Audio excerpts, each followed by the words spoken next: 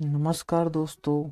Horticulture की MCQ series में आज हम लेकर आए हैं flower crop क्रोसेंड्रा।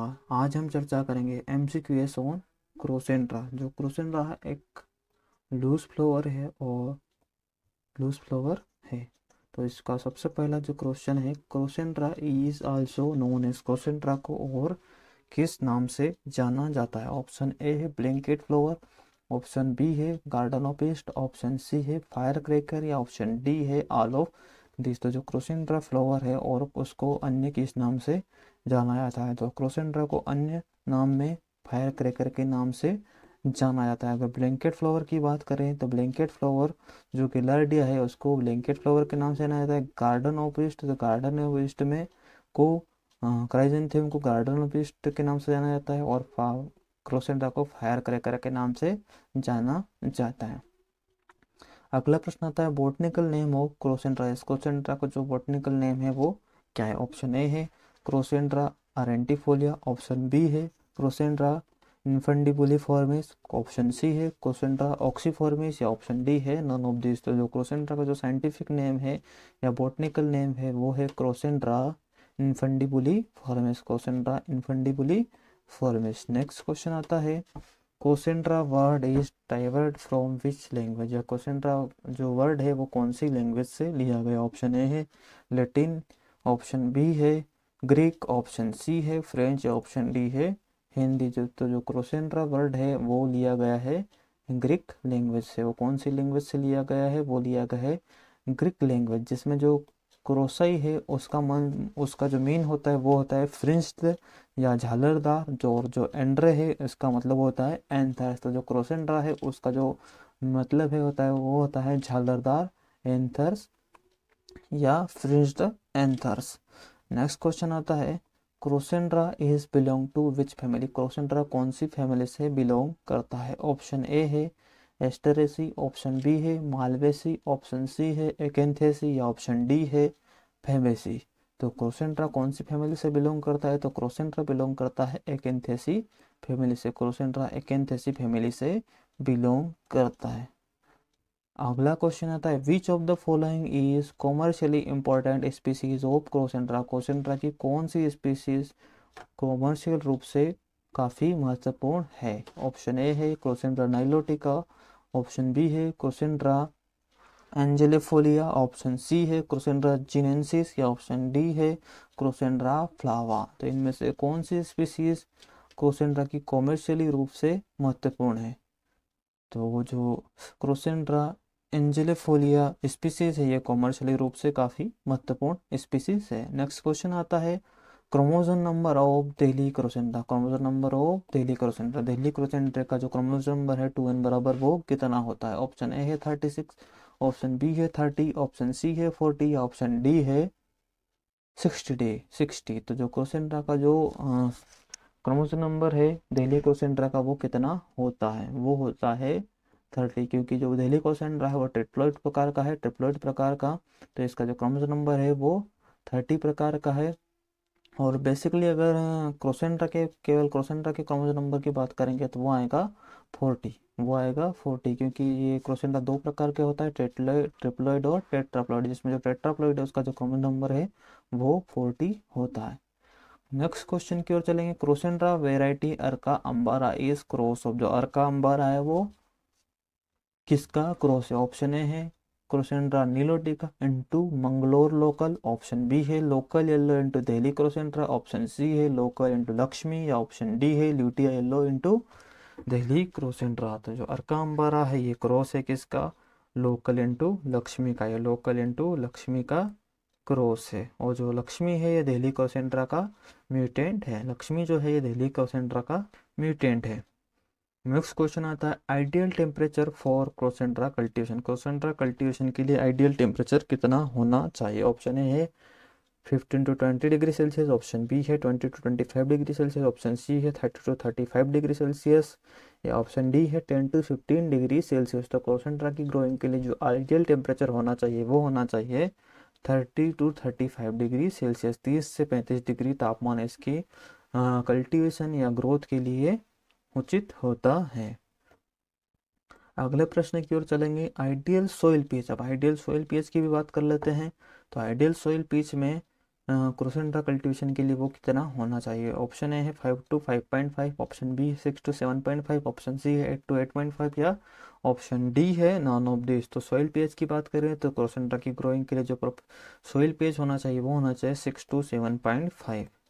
Next next question की ओर चलेंगे, क्रोसेंड्रा इज कॉमर्शियली प्रोपोगेटेड बाय। क्रोसेंड्रा का कॉमर्शियली प्रोपोगेशन किस विधि के द्वारा होता है? ऑप्शन ए है बल्ब, ऑप्शन बी है रूट कटिंग, ऑप्शन सी है सीड, या ऑप्शन डी है शूट कटिंग। तो क्रोसेंड्रा का कॉमर्शियली प्रोपोगेशन किस विधि से होता है? अगर आपको वीडियो अच्छा लगे तो लाइक शेयर एंड सब्सक्राइब जरूर करें, और क्रोसेंड्रा के ऊपर जो डिटेल वीडियो है वो देखने के लिए आप आई बटन में जा सकते हैं, यहाँ पर डिस्क्रिप्शन में आपको लिंक दे दिया जाएगा, वहाँ से भी आप क्रोसेंड्रा के ऊपर डिटेल वीडियो देख सकते हैं। और नोट्स प्राप्त करने के लिए आप हमारे Telegram channel Agri Horti Quiz and job updates by Horti Mantra को भी ज्वाइन कर सकते हैं, जिसका लिंक भी आपको डिस्क्रिप्शन में मिल जाएगा। अब चलते हैं हम प्रश्न के ऊपर। तो जो हमारा प्रश्न था, क्रोसेंड्रा इज कमर्शियली प्रोपोगेटेड बाय। तो क्रोसेंड्रा का जो कमर्शियली प्रोपोगेशन होता है वो किस विधि से होता है? तो वो होता है सीड के द्वारा। क्रोसेंड्रा का जो कमर्शियली प्रोपोगेशन होता है वो सीड के द्वारा होता है। नेक्स्ट क्वेश्चन की ओर चलेंगे, ideal seed rate growing for crossandra growing. Crossandra की खेती के लिए या कल्टीवेशन के लिए जो सीड रेट होता है वो कितना होना चाहिए? ऑप्शन ए है 1 kg per hectare, option B है 5 kg per hectare, option C है 8 kg पर हेक्टेयर, या ऑप्शन डी है 10 kg पर हेक्टेयर। तो जो क्रोसेंड्रा की ग्रोविंग के लिए जो सीड रेट होना चाहिए वो होना चाहिए 5 kg पर हेक्टेयर। जो आइडियल सीड रेट है क्रोसेंड्रा के लिए वो है 5 kg per hectare. Next question की ओर चलेंगे, दिल्ली क्रोसेंड्रा। अब बात आ रही है दिल्ली क्रोसेंड्रा या ट्रिप्लोइड क्रोसेंड्रा। अगर दिल्ली क्रोसेंड्रा पूछ ले तो भी, या ट्रिप्लोइड क्रोसेंड्रा पूछ ले कि इनका प्रोपगेशन किस मेथड से होता है, तो ऑप्शन ए है बल्ब, ऑप्शन बी है रूट कटिंग, ऑप्शन सी है सीड्स, या ऑप्शन डी है टर्मिनल कटिंग। तो दिल्ली क्रोसेंड्रा और ट्रिप्लोइड क्रोसेंड्रा का जो प्रोपोगेशन होता है वो होता है टर्मिनल कटिंग के द्वारा, क्योंकि दिल्ली क्रोसेंड्रा और ट्रिप्लोइड क्रोसेंड्रा में जनरली सीड नहीं बनते, जिस कारण से इनका जो प्रोपोगेशन है वो टर्मिनल कटिंग के द्वारा होता है।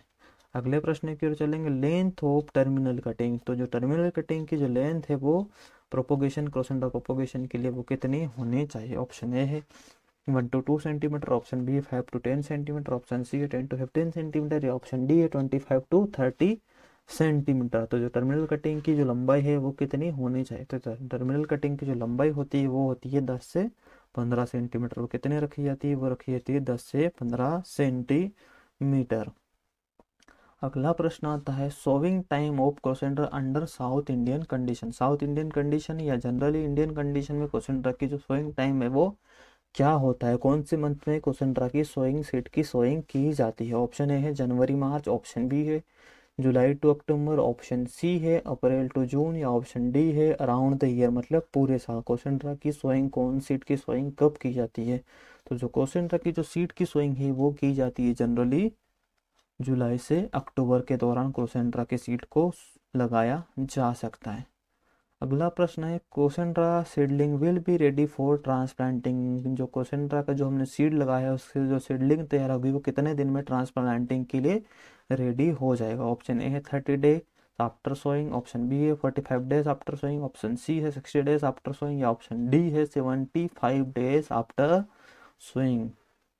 तो जो सीडलिंग है वो रेडी हो जाती है 60 डेज आफ्टर सोइंग। जब बीज लगाने के 60 दिन के बाद हम उसको मेन फील्ड में ट्रांसप्लांटिंग कर देते हैं, और ट्रांसप्लांटिंग के लगभग 30 दिन बाद उसमें फ्लोरिंग स्टार्ट हो जाएगी। और अगर क्वेश्चन ऐसा आता है कि कितने बुआई के कितने बाद फ्लोरिंग स्टार्ट होती है, तो बुआई के 2 से 3 महीने बाद या 60 से 90 दिन बाद उसमें फ्लोरिंग स्टार्ट होती है। जबकि ट्रांसप्लांटिंग की बात करें तो ट्रांसप्लांटिंग के 30 दिन बाद उसमें फ्लोरिंग लगभग स्टार्ट हो जाती है। नेक्स्ट क्वेश्चन की ओर चलें, average yield of Delhi crossandra is KG of flower per hectare per year. मतलब जो दिल्ली क्रोसेंड्रा है उसके जो flower yield per year per hectare कितनी होती है? ऑप्शन ए है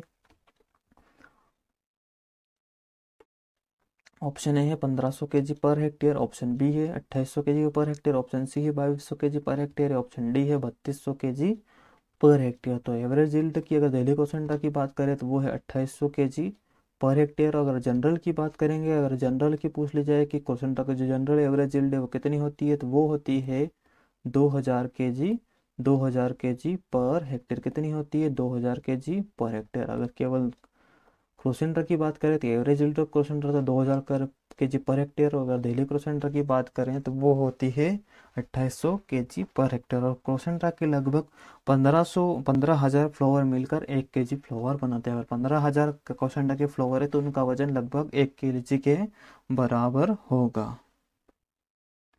अब अगले प्रश्न की ओर चले। Inflorescence type of crossandra. Crossandra को इन्फ्लोरेसेंस प्रकार क्या होता है, तो क्रोसेंट्रा का इन्फ्लोरेसेंस प्रकार क्या होता है। ऑप्शन ए है स्पाइक, ऑप्शन बी है पेनिकल, ऑप्शन सी है केटकिन, या ऑप्शन डी है अम्बल। तो क्रोसेंट्रा का जो इन्फ्लोरेसेंस प्रकार है वो है स्पाइक प्रकार का, क्योंकि जो इसकी जो इस, इसका जो फ्लावर है या फ्लावर टाइप है वो स्पाइक प्रकार का है। क्योंकि जैसे गेहूं की एक बाली दिखाई देती है, गेहूं की स्पाइक दिखाई देती है, उसी प्रकार से इसमें भी फ्लोरिंग होती है। तो इसका जो इन्फ्लोरेसेंस प्रकार है वो क्या है, वो है स्पाइक प्रकार का। अगले प्रश्न की ओर चलेंगे।